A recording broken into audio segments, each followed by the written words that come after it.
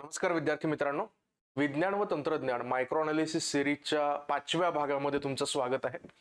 राज्यसेवा मुख्य परीक्षा पेपर 4 मधला जो विज्ञान व तंत्रज्ञान हा घटक आहे, येणारी जी पूर्व परीक्षा आहे 2024 ची ऑब्जेक्टिव्ह मधली शेवटची, या संदर्भातली मायक्रो अनालिसिस सिरीज आपण रन करत आहोत आणि आज 5व्या सेशन मध्ये आपण भेटत आहोत। आज एनर्जी किंवा ऊर्जा हा जो टॉपिक आहे त्याचा एक थोडक्यात अनालिसिस आपण करणार आहोत। ओव्हरव्ह्यू आपण मागे पाहिलेले आहेत ह्या सगळ्या टॉपिक्सचे, पण आता थोडासा अनालिसिस आणि मागची जी काही प्रश्नपत्रिका आहे 2023 ची त्यामध्ये विचारलेले एनर्जीवरचे 2 प्रश्न फक्त आहेत ते आपल्याला डिस्कस करायचे आहेत, कारण 2च प्रश्न मागच्या वर्षी विचारलेले होते।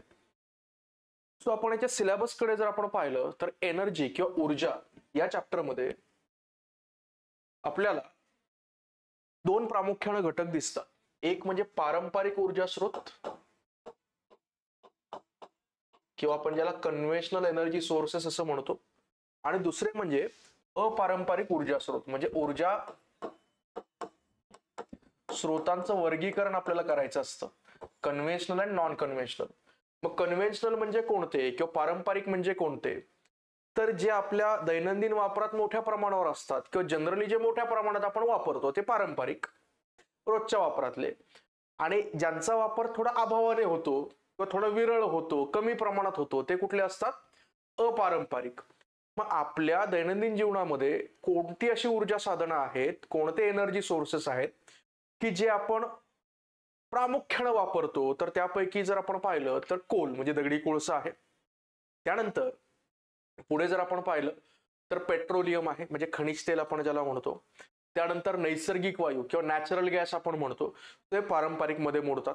आणि अपारंपरिकचा विचार जर आपण केला तर मग त्यामध्ये कमी प्रमाणामध्ये ज्यांचा वापर होतो, मग त्यामध्ये सौर ऊर्जा असेल, बायो एनर्जी किंवा जैव ऊर्जा आपण ज्याला म्हणतो, जी बायोमास किंवा जैव वस्तुमानापासून आपल्याला मिळते ती ऊर्जा असेल, त्यानंतर काही प्रमाणामध्ये जर आपण पाहिलं तर न्यूक्लिअर एनर्जी किंवा अणु ऊर्जा असेल, इतर काही आपण जर पाहिलं की समुद्राच्या लाटांपासून मिळणारी ऊर्जा असेल, जिओथर्मल एनर्जी म्हणजे भूऔष्णिक ऊर्जा असेल, यासारखे वेगवेगळे प्रकार त्या ठिकाणी पडतात।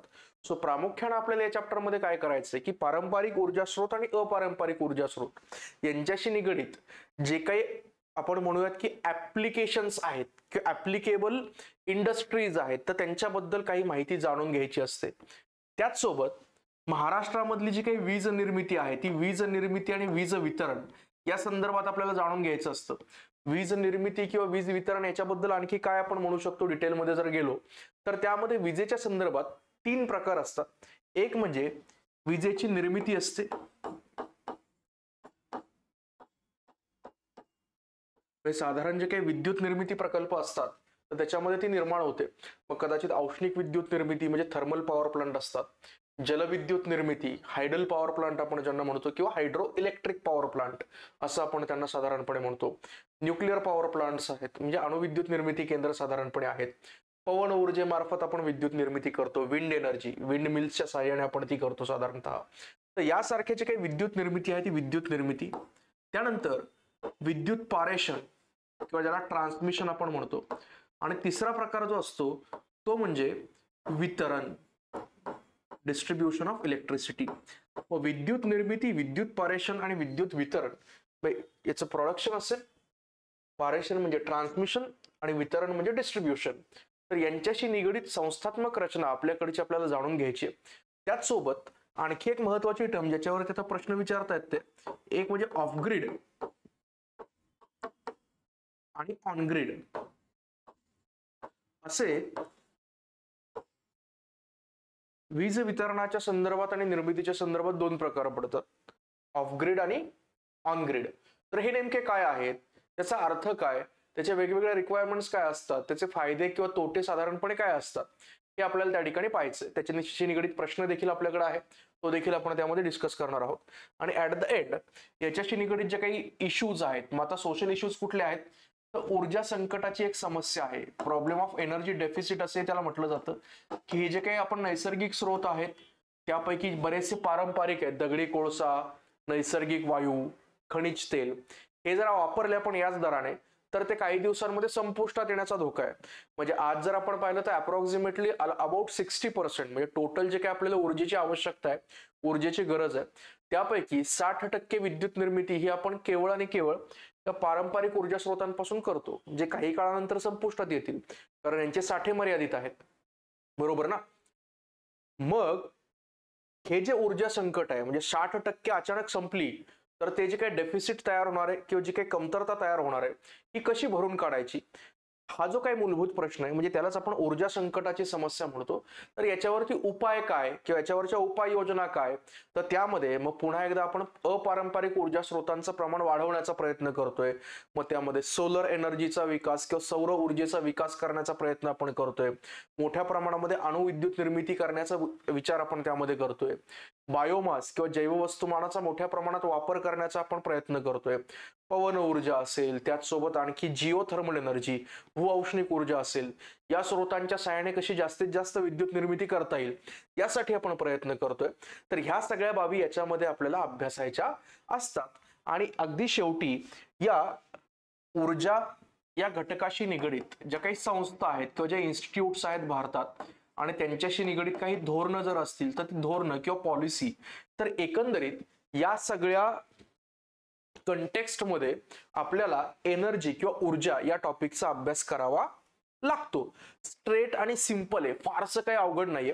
प्रश्न जरी तुम्ही पाहिले तरी त्याच धाटणीचे प्रश्न पुन्हा पुन्हा येताना दिसतात. आपण प्रश्नांचं वितरण कोणत्या टॉपिकवरती किती आहे ते एकदा नजर टाकूयात. आता मी एक्सप्लेन केलेला सिलेबसच फक्त इथं मी मेन्शन केलाय, फक्त इथं पॉइंट वाईज लिहिलंय. यामध्ये पीडीएफ देखील तुम्हाला याच्या मिळणार आहेत, त्यामुळे त्याची काही काळजी करत बसू नका. तुम्ही खाली गुगल फॉर्मची जी काही लिंक दिलेली आहे डिस्क्रिप्शन मध्ये, ती गुगल फॉर्म फक्त त्याच्यामध्ये भरून तुमचा कॉन्टॅक्ट नंबर टाका. तुम्हाला तुमच्या पर्सनल कॉन्टॅक्ट नंबरवरती याच्या ज्या काही पीडीएफ्स आहेत सगळ्याच लेक्चरच्या, म्हणजे आजचं हे 5वं आहे तर मागच्या 4 आणि हे 1 अशा 5ही लेक्चरच्या ज्या काही पीडीएफ्स आहेत त्या पीडीएफ्स तुमच्यासोबत शेअर केल्या जाणार आहेत. सर्व मुख्य परीक्षेच्या विद्यार्थ्यांना फायदा व्हावा यासाठी आपण ही मायक्रो अनालिसिस सिरीज घेत आहोत. त्यामुळं सर्वांनी जे मुख्य परीक्षा देणार आहेत किंवा ज्यांना असं वाटतंय की आपण आता मुख्य परीक्षेसाठी ऍप्लिकेबल असणार आहोत, ज्यांना 110 किंवा त्यापेक्षा जास्त मार्क्स आहेत पूर्व परीक्षेमध्ये, राज्यसेवा पूर्व परीक्षेमध्ये, अशा सर्वांनी हे जी सिरीज आहे त्याचा चांगला फायदा करून घ्या. कारण आपल्याला माहिती आहे की 40 ते 45 मार्कांना हा सेक्शन येतो, अत्यंत डिसिसिव्ह ठरतो कारण बरेचसे विद्यार्थी याच्याकडे दुर्लक्ष करतात. पण 10-15 मार्कांचं लीड जर तुम्हाला याच्यामध्येच घेता आलं तर निश्चितच ह्या परीक्षेमध्ये आपण तेवढ्या एजने इंटरव्ह्यू पर्यंत इझिली पोहोचू शकतो. आणि फक्त इंटरव्ह्यू पर्यंत पोहोचायचं नाही तर ऑब्व्हियसली पोस्ट मिळवणं हे आपलं त्यातलं अंतिम ध्येय आहे. पण या ऑब्जेक्टिव्ह पॅटर्नचा जो काही सगळा सिलेबस आहे तर त्याच्यावरती जर ओव्हरलुक केलं तर 40 ते 45 जे काही सायन्स टेकचे प्रश्न आहेत त्यापैकी 30+ क्वेश्चन्स बरोबर आणणं शक्य आहे विथ नॉर्मल स्टडीज. सर्वसाधारण अभ्यास करून एक 6-7 दिवस जर अभ्यासाला दिले तरी सुद्धा व्यवस्थित पद्धतीने मार्क येऊ शकतात. आणि त्याच संदर्भातली जी काही बॅच आहे ती आपण लॉन्च केलेली आहे ऑलरेडी, जी 15-15 दिवसांची अशी साधारणपणे बॅच असते. पहिली बॅच ऑलरेडी सुरू झालेली आहे, दुसऱ्या बॅचचा दिनांक तुम्हाला सांगितला देखील साधारणपणे जाईल. पण तुम्हाला जर आणखी त्याच्याबद्दलची माहिती हवी असेल तर इन्फिनिटी अकॅडमीला संपर्क करा किंवा हा जो क्रमांक आहे किंवा हा जो काही कॉन्टॅक्ट नंबर आहे याच्यावरती देखील तुम्ही डायरेक्टली माझ्याशी संपर्क साधू शकता. सो एकंदरीत या सिलेबसचा विचार जर आपण साधारणपणे केला तर यामध्ये जीवाश्म इंधन आणि ज्वलन म्हणजे पारंपरिक ऊर्जा स्रोत आणि अपारंपरिक ऊर्जा स्रोत असे 2 प्रकार तर आपण त्यामध्ये करतोय. यामध्ये पारंपरिक ऊर्जा स्रोतांमध्ये जीवाश्म इंधन आणि ज्वलन म्हणजे मी मगाशी जे काही डिस्कस केले, कोल दगडी कोळसा, पेट्रोलियम म्हणजे खनिज तेल आणि नॅचरल गॅस म्हणजे नैसर्गिक वायू, यांच्यावरती आतापर्यंत किती प्रश्न विचारले गेलेत? 7 प्रश्न विचारले गेलेले आहेत. त्यानंतर थर्मल एनर्जी म्हणजे औष्णिक विद्युत निर्मिती, याच्यावरती 2 प्रश्न विचारले गेलेले आहेत.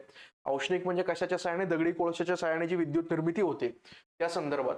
त्यानंतर जलविद्युत शक्ती किंवा जलविद्युत निर्मिती याच्या संदर्भात 3 प्रश्न विचारले गेलेले आहेत.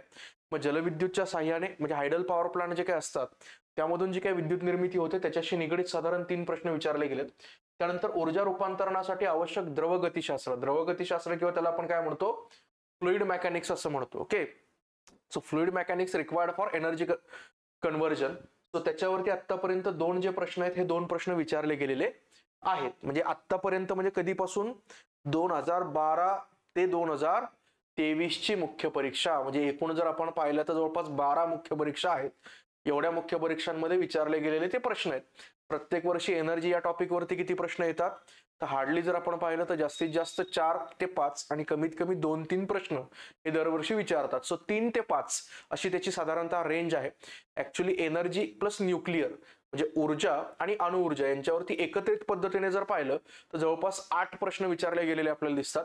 सो ते 8 या दोघांमध्ये डिस्ट्रीब्यूट होतात. मग कधी न्यूक्लिअरवर जास्त असतात, कधी एनर्जीवर जास्त असतात, किंवा कधी एनर्जीवर कमी असतील, न्यूक्लिअरवर जास्त असतील. ओके, वाईस वर्सा म्हणजे दोघांचं कॉम्बिनेशन मध्ये जवळपास 8-9 प्रश्न विचारलेले असतात. आणि दोन्ही जे काही चॅप्टर आहेत ते एकमेकांना जोडून आहेत, पूरक आहेत. म्हणजे एनर्जीमध्ये जिथं प्रॉब्लेम येतो, ऊर्जा संकटाची समस्या, तिथं सगळ्यात मोठा उपाय म्हणून आपण काय वापरतो, न्यूक्लिअर एनर्जी, आणि मग आपण तिकडे शिफ्ट होतो. त्यामुळे दोन्ही जे काही चॅप्टर आहेत जरी त्यांनी वेगवेगळे दिलेले असले तरी इंटरलिंकेज त्यांच्यामध्ये खूप चांगलं आहे किंवा खूप जवळच आहे. त्यामुळे दोघांवरती एकत्रित अशी प्रश्नांची बांधणी ही दरवर्षी आपल्याला पाहायला मिळते. न्यूक्लिअर हा टॉपिक अगोदरच आपण डिस्कस केलेला आहे, त्यामुळे तुम्हाला त्याच्याबद्दलची जाण आहे. आता पुढे जर पाहिलं अपारंपरिक ऊर्जा स्रोत, तर त्यामध्ये सगळ्यात जास्त प्रश्न आतापर्यंत विचारले गेलेत ऑब्व्हियसली सोलर एनर्जी किंवा सौर ऊर्जेच्या संदर्भात.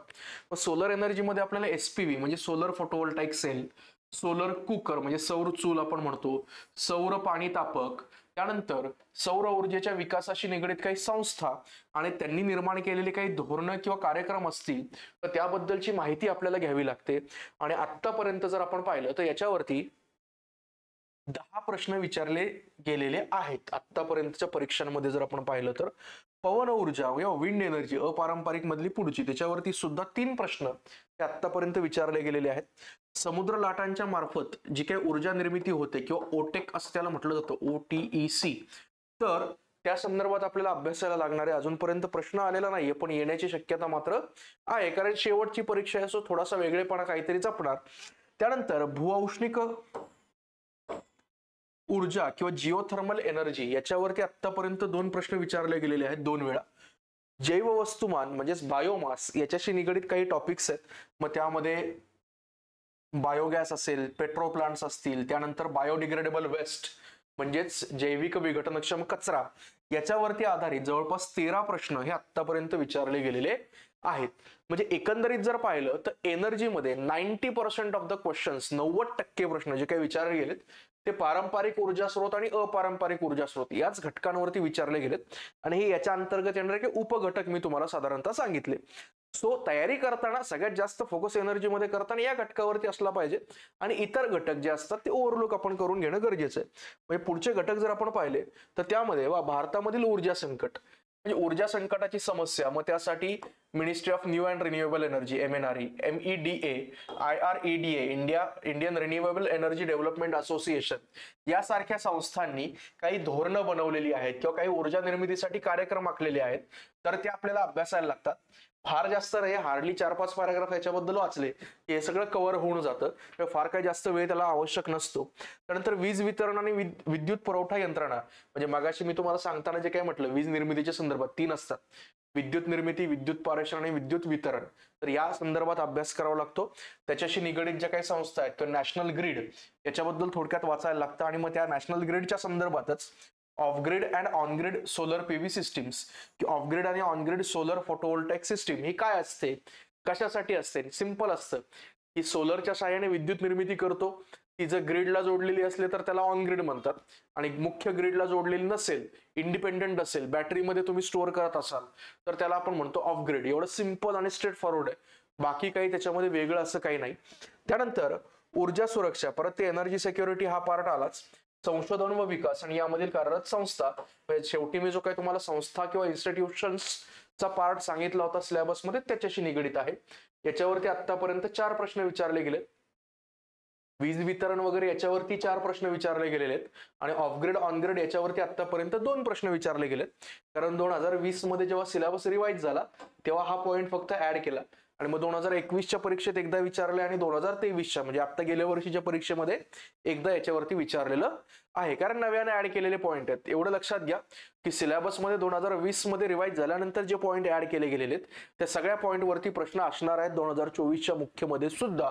त्यामुळे असे 8 ते 9 पॉईंट्स आहेत, त्या 8 ते 9 मुद्द्यांवरती प्रश्न हमखास असणार आहेत. त्यामुळे एक लक्षात घ्या, 8-9 प्रश्न तर डायरेक्टली आपल्याला माहिती आहेत की या पॉईंट वरती असणार आहेत. 45 पैकी 8 म्हणजे खूप मोठी संख्या झाली. त्यामुळे थोडंसं व्यवस्थित लक्ष देऊन त्या गोष्टी करा, कारण हिंट सगळ्या आपल्याला ऑलरेडी असतात. नवीन ऍड झालाय मुद्दा, याचा अर्थ अगोदरच्या मुद्द्यांवर भरपूर सारे प्रश्न विचारून झालेत, प्रश्न विचारायला काही शिल्लक नाही, म्हणूनच नवीन मुद्दे ऍड त्याच्यामध्ये केलेले असतात. तर सिंपल आणि स्ट्रेट फॉरवर्ड अप्रोच ठेवा. सायन्स अँड टेकला तुम्हाला निश्चितपणे फायदा झाल्याशिवाय राहणार नाही. पुढे आपण सरकूयात. हे होतं सिलेबसच्या संदर्भात किंवा अभ्यासक्रमाच्या संदर्भात. आता थोडंसं त्याच्या प्रश्नांकडे आपण जाऊयात, की आता 2च प्रश्न विचारले गेलेत, बाकी न्यूक्लिअर मध्ये आपण ऑलरेडी डिस्कस केलेले आहेत. यामध्ये खालीलपैकी कोणते विधान बरोबर नाही असं विचारलंय. हे लक्षात घ्यायचं की नेहमी सिली मिस्टेक कुठे होते, तर सिली मिस्टेक होते की बरोबर आहे बरोबर नाही. तर थोडंसं ते वाचताना जिथं नाही किंवा नकारात्मक प्रश्न असेल तिथं मार्क करून ठेवा, कारण बऱ्याच वेळेला सिली मिस्टेक याच्यामध्येच होत असते. आत्ताच मी सांगितल्याप्रमाणे ऑनग्रिड आणि ऑफग्रिड सोलर पीव्ही सिस्टीम याच्यावरचा हा एक प्रश्न विचारला गेला होता आता 2023च्या मुख्य परीक्षेमध्ये. पहिलं स्टेटमेंट, कोणत्याही पात्र ग्राहकाला रूफटॉप पीव्ही सोलर सिस्टीम स्थापित करण्याची कमाल क्षमता 1 किलोवॅट ते 1 मेगावॅट दरम्यान असावी. हे करेक्ट आहे का? तर करेक्ट आहे की साधारणपणे प्रत्येकाला सोलर सिस्टीम जी आहे किंवा सोलर पीव्ही सिस्टीम त्याच्या घरावरती बसवण्याची जी काही सोय आहे ती या कार्यक्रमाद्वारे किंवा या धोरणाद्वारे शासनाने दिलेली आहे. तर याच्या अंतर्गत शासन किती क्षमतेचं सिस्टीम प्रोव्हाइड करते कोणत्याही ग्राहकाला, तर किमान कमीत कमी 1 किलोवॅट ते जास्तीत जास्त 1 मेगावॅट एवढी विद्युत निर्मिती क्षमता असणारी सोलर पीव्ही सिस्टीम ही त्यामध्ये प्रोव्हाइड केली जाते. त्यानंतर म्हणजे पहिलं स्टेटमेंट कसं आहे, करेक्ट आहे. आपल्याला कसं पाहिजे, इनकरेक्ट, चुकीचं पाहिजे. दुसरं स्टेटमेंट, ऑनग्रिड सौर पीव्ही सिस्टीम तुमची बॅटरी स्पेस म्हणून काम करते. आता एक लक्षात घ्या, ऑनग्रिड याचा अर्थ की समजा तुमचं जे काही घर आहे त्याच्यावरती जर काही सोलर सिस्टीम वगैरे बसवलेली असेल, तर या सोलर सिस्टीम मध्ये जी काही विद्युत निर्मिती होते ही कोणाशी निगडीत असते किंवा कोणाशी जोडलेली असते, तर मुख्य जे काही ग्रीड असतं जिथून विद्युत वितरण होतं त्याच्याशी काय केलेली असते, जोडली गेलेली असते, आणि इथून इतर ठिकाणी सुद्धा विद्युत वितरण होत असतं. मग काय होतं की ऑनग्रिड याचा अर्थ की यांनी जर विद्युत निर्मिती केली घरावरती आणि कदाचित त्यांची गरज त्याच्यापेक्षा कमी आहे, ऍक्च्युली म्हणजे वापरतात ते वीज कमी वापरतात पण निर्मिती काय होते, जास्त होते. तर ही अतिरिक्त जी काही वीज असते ना, ही अतिरिक्त वीज त्या मुख्य ग्रीडकडे जाते आणि तिथून परत जिथे रिक्वायरमेंट तिकडे वितरित होते. ही जी अतिरिक्त वीज निर्माण करतात ना, ज्याला आपण म्हणतो ऑनग्रिड, जी कनेक्टेड असते. Okay, on-grid connected.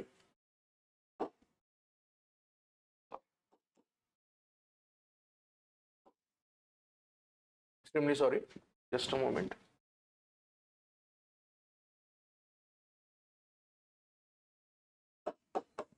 हे मुख्य ग्रीडशी कनेक्टेड आहे. सो काय करते की अतिरिक्त वीज जी रिक्वायर्ड नाही ती ग्रीडकडे पाठवते आणि ग्रीड पुढे ती साधारण डिस्ट्रीब्यूट करतं. मग ती अतिरिक्त वीज जी आपण निर्माण करून पाठवतो त्याच्या संदर्भात त्या व्यक्तीला काय होतं की नेट मीटरिंग क्रेडिट्स मिळतात किंवा कदाचित त्याला त्याच्याबद्दलची भरपाई मिळते. भरपाई म्हणजे त्याचं जे काही वीज बिल वगैरे होतं तर त्या संदर्भात त्याला पुढं एक्सटेन्शन साधारणपणे दिलं जातं. आता हे कुठं काम करतात ऑन ग्रिड, तर साधारणपणे शहरी भाग वगैरे ज्या ठिकाणी असतात की जिथं नॉर्मल इलेक्ट्रिसिटी सुद्धा अवेलेबल आहे आणि सोलर सिस्टीम सुद्धा कनेक्ट केली आहे, सो ड्युअल सिस्टीमचा वापर त्या ठिकाणी होतो.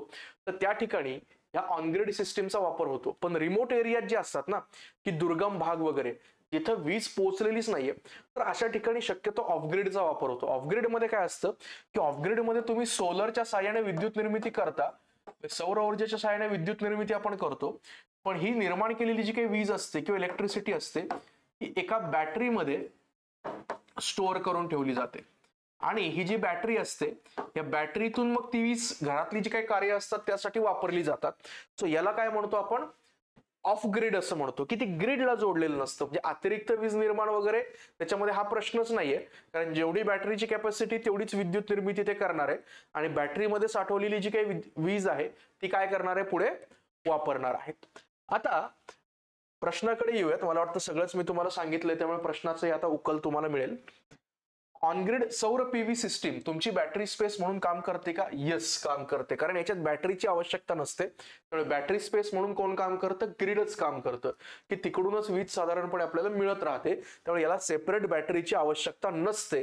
ऑफ ग्रिडला मात्र सेपरेट बॅटरीची आवश्यकता असते. सो हे सेकंड स्टेटमेंट सुद्धा बरोबर आहे. तिसरं, ऑफग्रिड सौर पीव्ही सिस्टीमसाठी तुम्हाला बॅकअप बॅटरी खरेदी करणे आवश्यक आहे का? येस आहे. ऑफग्रिडसाठी बॅटरीची आवश्यकता असते. त्यानंतर चौथं statement, off grid solar PV system किंवा रूफटॉप सिस्टीमसाठी नेट मीटरिंग आवश्यक असते. आता यासाठी नेट मीटरिंग उपलब्ध किंवा आवश्यक आहे का? नाही, कारण ऑफग्रिडचा मुख्य ग्रिडशी काही संबंध नाही. नेट मीटरिंग कुठे येतं की जेव्हा तुम्ही अतिरिक्त काहीतरी साधारणपणे वीज निर्मिती करत असता आणि ती पुन्हा ग्रिडला प्रोव्हाइड करता, म्हणजे कुठं ऑन ग्रिड मध्ये, ऑफ ग्रिड मध्ये नाही. सो म्हणून हे स्टेटमेंट इनकरेक्ट आहे. सो आपलं बरोबर उत्तर काय असेल? पर्याय क्रमांक 4. सो ऑफ ग्रिड आणि ऑन ग्रिड सोलर पीव्ही सिस्टीमच्या संदर्भात हा प्रश्न विचारला गेला होता. गेल्या वर्षी याच्यासोबत आणखी एकच प्रश्न विचारलेला आहे आणि तो प्रश्न, माफ करा, तोच प्रश्न इंग्लिशमध्ये दिलेला आहे. म्हणजे ज्यांना इंग्लिशमध्ये प्रिपरेशन करतात दोन्ही लँग्वेजचा वापर तर मी सगळ्या ठिकाणी करतोच आणि बॅच सुद्धा आपली बायलिंग्वल फॉर्मॅटमध्येच असते, त्यामुळे दोघांनाही फायदा होतो. सो 120 नंबरचा प्रश्न होता त्यामधला की वीज निर्मितीसाठी भूऔष्णिक ऊर्जेच्या वापराशी संबंधित खालीलपैकी कोणते विधान अथवा विधाने योग्य आहेत, करेक्ट कोणते आहेत हे त्यांनी त्याच्यामध्ये विचारलेलं आहे. जिओथर्मल एनर्जी किंवा भूऔष्णिक ऊर्जा यांच्याशी संबंधित. आता भूऔष्णिक ऊर्जा निर्मितीमध्ये 3 प्रकार पडतात, त्या तिघांचाही त्यांनी उल्लेख केलाय. कोरड्या वाफेचं संयंत्र किंवा त्याला ड्राय स्टीम जनरेटर असे म्हणतात. Sorry, dry steam generator.